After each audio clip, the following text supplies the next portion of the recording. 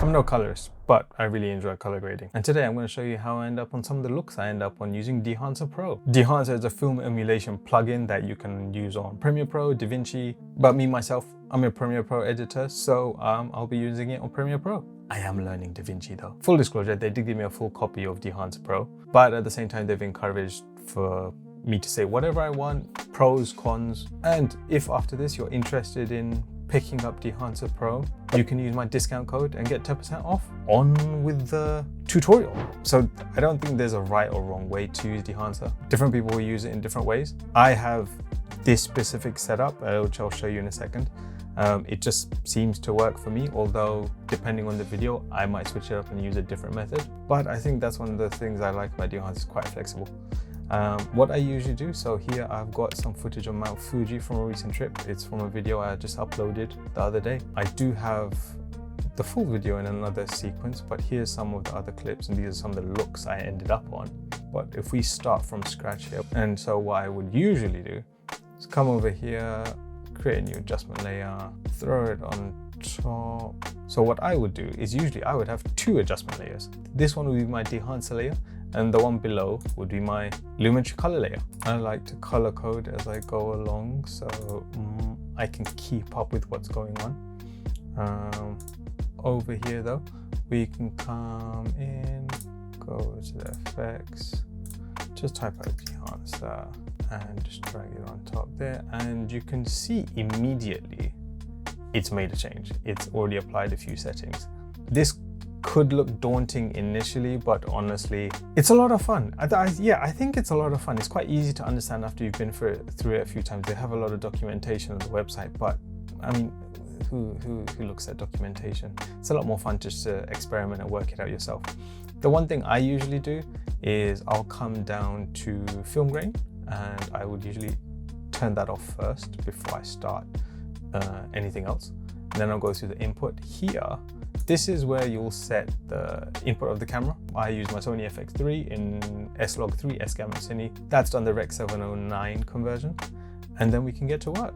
Usually here, exposure changes, kind of self-explanatory. I know there are a lot of settings, but I also like to do things by eye. So I go through the sliders and work it out.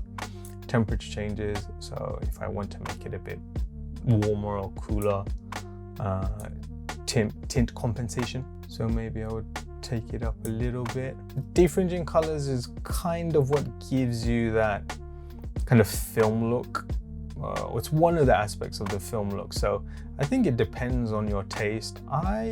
Some videos I leave it on, some videos I turn it off. On this one I left it off, didn't quite like it on this one, so I just left it off. In film down here, this is where you can pick from God knows how many film stocks. You can choose your film stock, and by default it will be on the Kodak Vision 3 250D, which is a well sought after look, and I think it usually does a good job.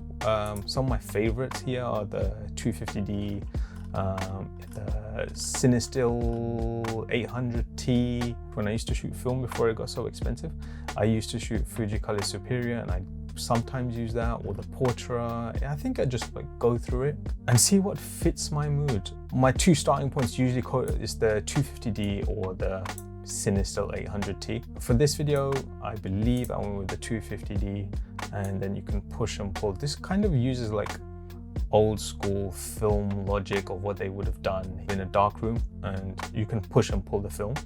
So here, I believe I went down to -2 on the original. Film developer. So here in film developer, you've got the contrast boost that it was your by default and it was disabled.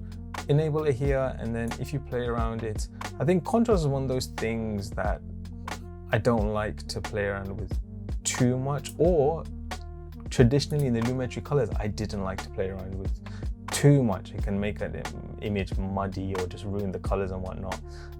DaVinci is just a lot better, and I think that's one of the things I've enjoyed about Dehancer. It's kind of gives me some of that DaVinci control, but over in Premiere Pro.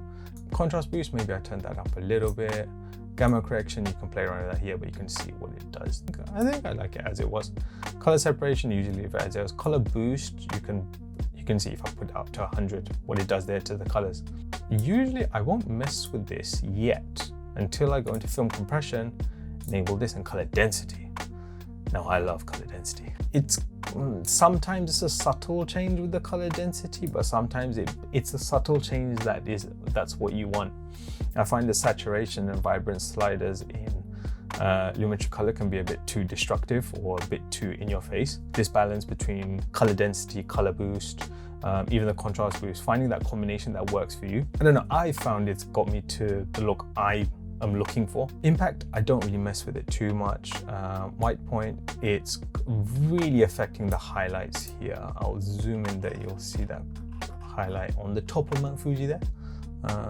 You'll see if I turn it down, it's bringing that highlight down, and then if I pop it up, it's making it, wait, it's the other way. Tonal ridge can also be useful in kind of flattening out an image a little bit. You can see how it's affecting the highlights mainly here at the top of the image and the bottom of where the lake is. Again, I usually do this by eye. I'm not a colorist. I know what I like the look of, basically.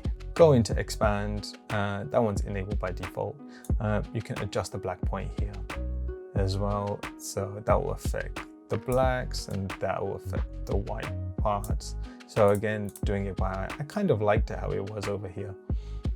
Print, this is somewhere another one that you'll be using for sure. The two I'll usually try out here, the Fujifilm 3513 and the Kodak 2383. I find the Fujifilm kind of adds like a blue tint once you pick it, but you can deal with that. You can get rid of that if you want. And the Kodak 2383, it's slightly warmer.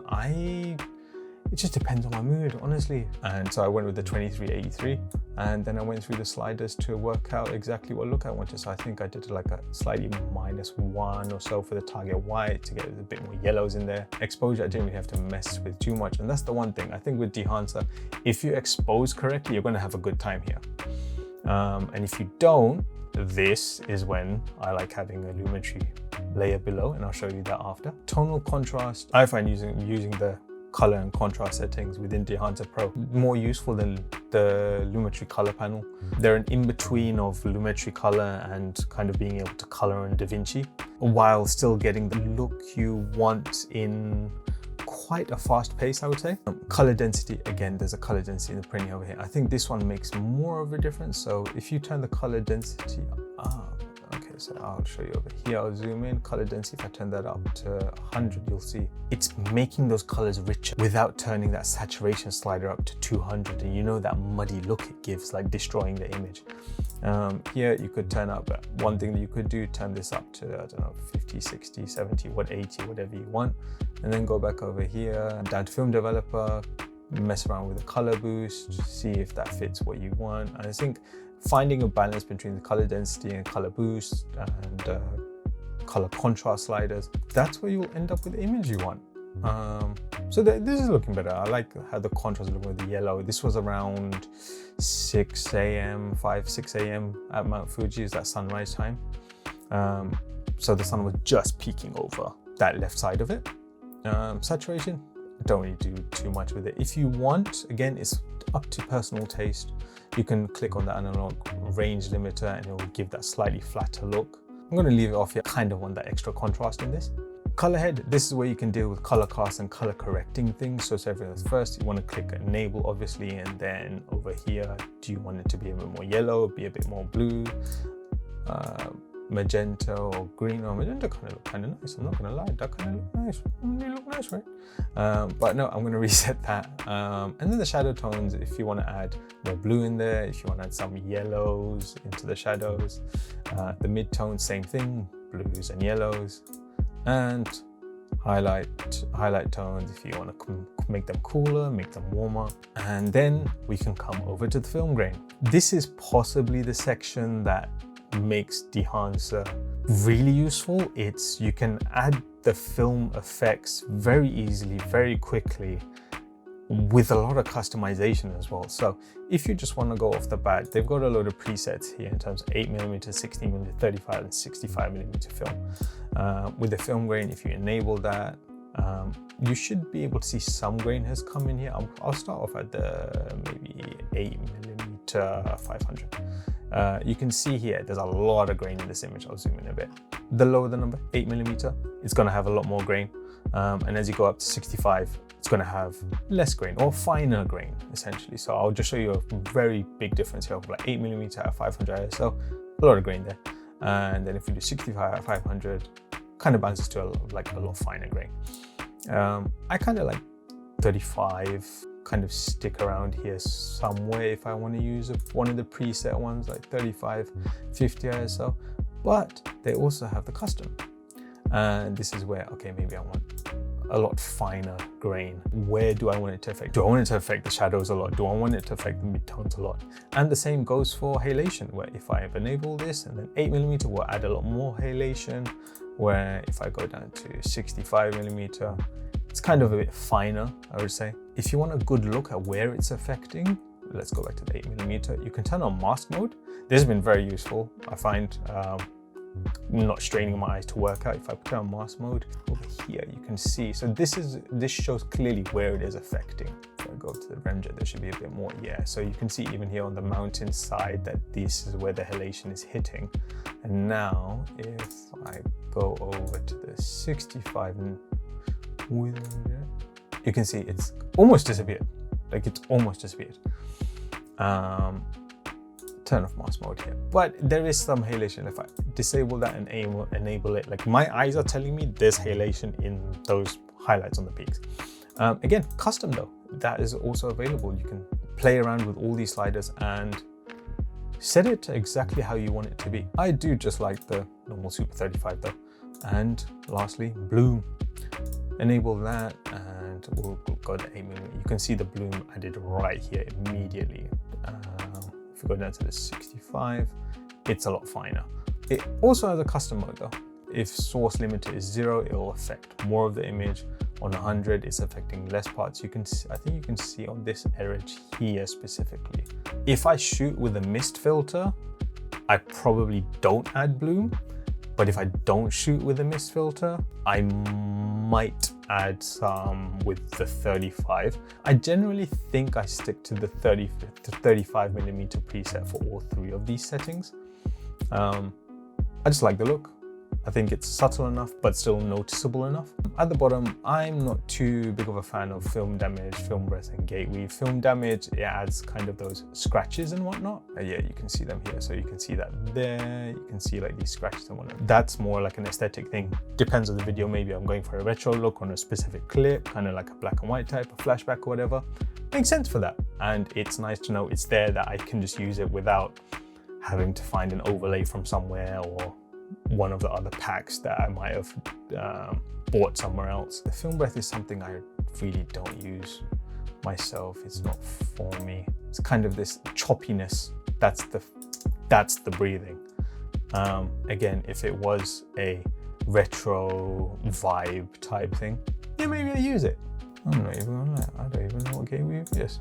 What the hell is a gate weave? Oh, it's the jitteriness. Gate weave is how the film jitters through as it's running through a projector, essentially. It's kind of that jitteriness, that movement. And again, I'm not a fan unless I'm going for that look, so usually leave it off. Overscan, I think this is super useful. I do actually use it at the beginning of the Mount Fuji video that I posted recently. If you enable this, if you've got your film stock overlay, you've got your Super 35 overlay. They've got a few here. They've got Super 8, 16mm, Super 16, Ultra 16. I didn't even know there was an Ultra 16. Super 35, widescreen 35, and like if I play this video, like it moves as well. Like it shifts. Like this is cool. Like I don't need to go find an overlay to add to the video. So if I go with a, I don't know, Super 8 here, gate shape, if I want neat, sharp, neat, round, whatever. Negative, positive. You could do this if you want. There's like a lot of customization here that you can do that, again, I'm not going to use this for every video.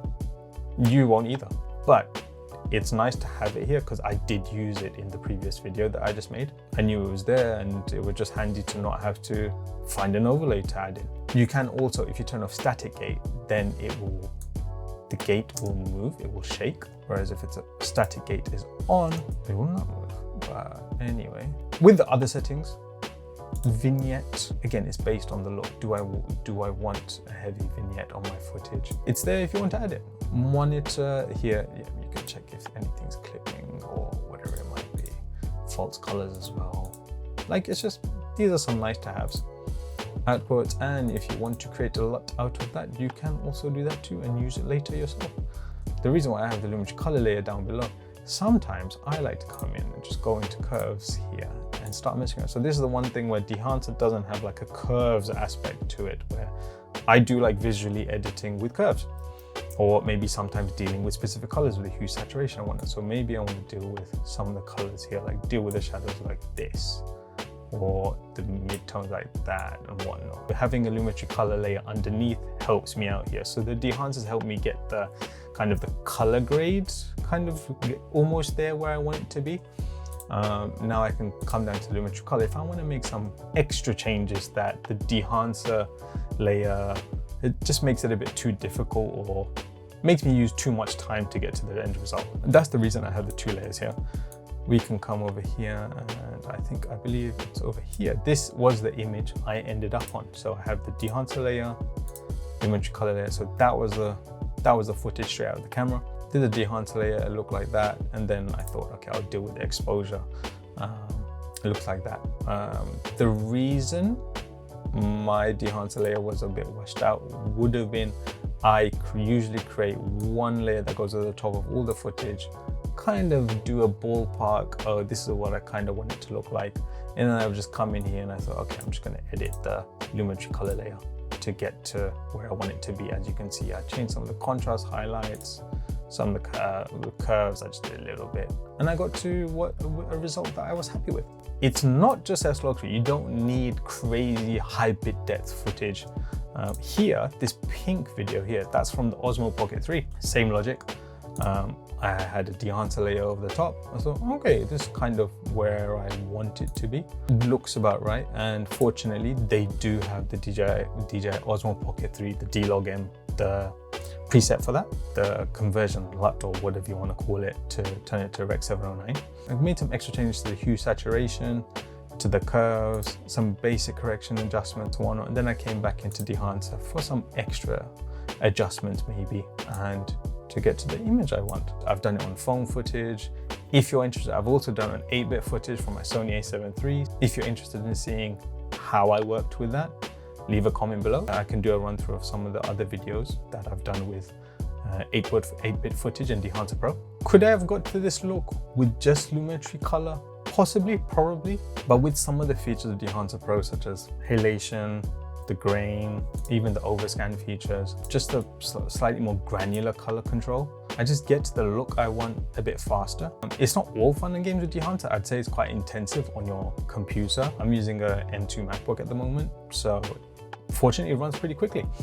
Even on full using 10-bit log footage, it's pretty cool. When I used Dehancer on my previous laptop, it took a while to run through just previews and whatnot. I knew I'd get the look I want using it, so I just continued to do so. There's a few other things that I wish, okay, for example, with the film stocks, I wish there was a preview instead of having to click onto each of them to see what it looks like. That would be cool. I wish there was a curves adjustment option of some kind. It's not the end of the world in terms of how I like to edit, having another layer underneath. The big stumbling block for most people will probably be the price. I personally think Dehancer is better than a lot of these LUT packs that a lot of people provide. I think it's better than Lumetri Color, and it helps me get to the look that I want. Is it worth the money? That's for you to decide. For me, I can say that it's sped up my process in getting to the looks that I really want. So yeah, I really enjoy using it. Do I use it on every project? No. Do I like to use Dehancer? Yes.